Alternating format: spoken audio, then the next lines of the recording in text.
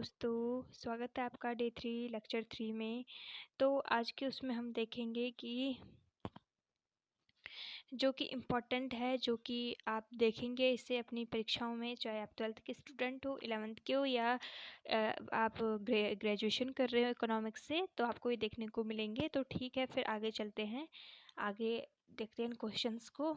यहाँ पे हमारा फर्स्ट क्वेश्चन है जो कि पूछा जाता है कि उपभोक्ता विवेकशील है कैसे। ठीक है, उपभोक्ता विवेकशील है कैसे। तो उपभोक्ता विवेकशील है क्योंकि वह उपभोग के लिए वस्तुओं का चयन करते समय अपने पास उपलब्ध संसाधनों द्वारा वस्तुओं का क्रय करते समय इस बात का ध्यान रखता है कि उसे अधिकतम संतुष्टि प्राप्त हो। तो यहाँ पे उपलब्ध संसाधनों का मतलब किस चीज़ की बात हो रही है। तो यहाँ पे उपलब्ध संसाधनों का मतलब है कि जो उनके पास सीमित साधन है। अब आप बोलोगे सीमित साधन क्या, तो सीमित साधन का आशय यहाँ पे लगाया जा रहा है धन से। ठीक है, धन क्या है, सीमित संसाधन है। इससे ये तो नहीं है हमारे पास पेड़ों में लगे हो पैसे की जब चाहे निकाल रहे हैं, ऐसा तो है नहीं। हमें उस सीमित संसाधन से, यानी जो सीमित है, जो जिसे कि हमें इस प्रकार से खर्चा करना पड़ता है, मतलब सोच समझ के कह सकते हैं, हमें खर्चा करना पड़ता है। तो जो ये सीमित संसाधन है, इससे हमें क्या करना पड़ता है कि वह जो हम उपभोक्ता होते हैं, हम इस मतलब जो वस्तु खरीदते हैं, तो खरीदते समय क्या किस चीज़ को देखते हैं हम कि हमें जो है संतुष्टि अधिकतम हो और पैसा भी कम खर्चा हो। ठीक है, पैसा भी कम खर्च हो और साथ ही साथ क्या हो, हमें ज़्यादा से ज़्यादा इससे जो संतुष्टि है वो हमें अधिक से अधिक मिले।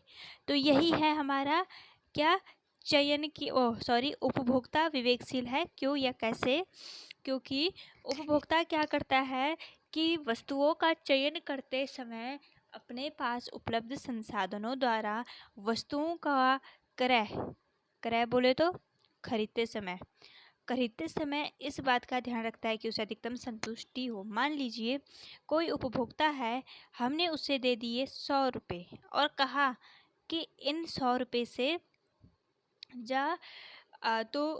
क्या लिया, चॉकलेट्स लिया। तो वो क्या करेगा, चॉकलेट्स लिया, तो हम बोलेंगे कि उसे हमने इतना ही कहा कि चॉकलेट लिया, लेकिन वो ये तो नहीं करेगा कि एक ही फ्लेवर की चॉकलेट लाएगा। वो क्या करेगा, अपने पसंद की कई प्रकार की चॉकलेट ले आएगा, है ना। और हो सकेगा तो क्या करेगा, उन 100 रुपये से इतने की तो चॉकलेट ले आएगा, बाकी की वो टॉफ़ी ले आएगा या कुरकुरा ले आएगा।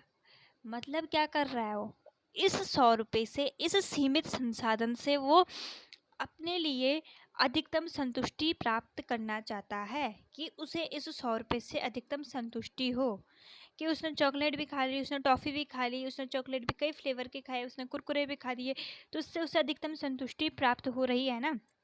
तो ये लिमिटेड रिसोर्सेज से उसे क्या है कि जो भी वस्तुओं का वह क्रय कर रहा है, खरीद रहा है, उससे इससे अधिकतम संतुष्टि होती है। वो इस चीज़ का क्या करता है, ध्यान रखता है ना, सोच समझ के खर्चा करता है। ठीक है, तो यही है हमारा उपभोक्ता विवेकशील है। ठीक है, आई होप आपको ये चीज़ समझ में आ गई हो। तो नेक्स्ट क्वेश्चन की ओर बढ़ते हैं। यहाँ पे हमारा क्वेश्चन है, अर्थशास्त्र की केंद्रीय समस्याएं क्या है। अर्थशास्त्र की केंद्रीय समस्याएं क्या है। तो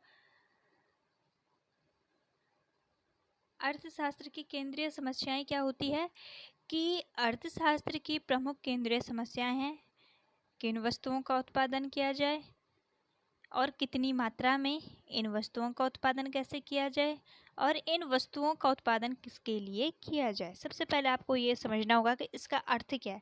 पहले तो ये समझ जाइए कि केंद्रीय समस्या का अर्थ क्या होता है।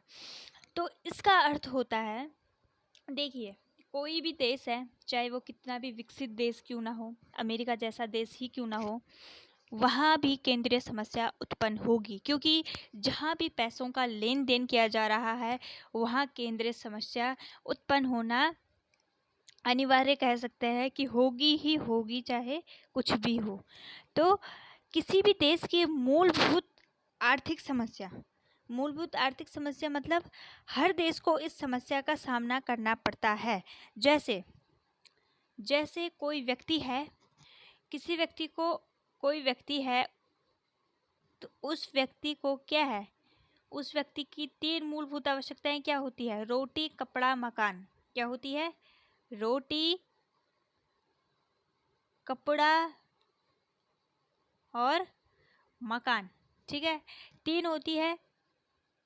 तो रोटी, कपड़ा, मकान जो 3 मूलभूत आवश्यकताएं हैं, इनसे वो क्या करता है, ये उसके लिए बहुत ज़्यादा ज़रूरी होती है ना। रोटी, कपड़ा, मकान भाई हर व्यक्ति के लिए ज़रूरी है। तो ये उसकी समस्या तो है कि उसे इस समस्या का सामना करना पड़ता है, रोटी, कपड़ा, मकान।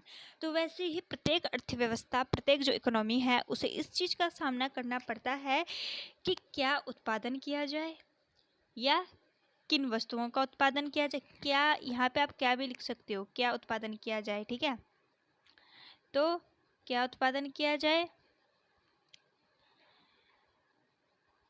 यहाँ पे आप क्या भी लिख सकते हो, क्या क्या उत्पादन किया जाए और कितनी मात्रा में, उत्पादन किसके लिए किया जाए और उत्पादन कैसे किया जाए। ठीक है, क्या ये एक तो ये है। ठीक है, कितनी मात्रा में किया जाए, इन वस्तुओं का उत्पादन कैसे किया जाए, एक ये है, और इन वस्तुओं का उत्पादन किसके लिए किया जाए। तो ये 3 हमारी क्या है, अर्थव्यवस्था की क्या है, केंद्रीय समस्या है। तो हम कह सकते हैं कि अर्थशास्त्र की 3 केंद्रीय समस्याएं होती है। क्या उत्पादन किया जाए, कैसे उत्पादन किया जाए और किसके लिए उत्पादन किया जाए। यही है अर्थशास्त्र की केंद्रीय समस्याएं।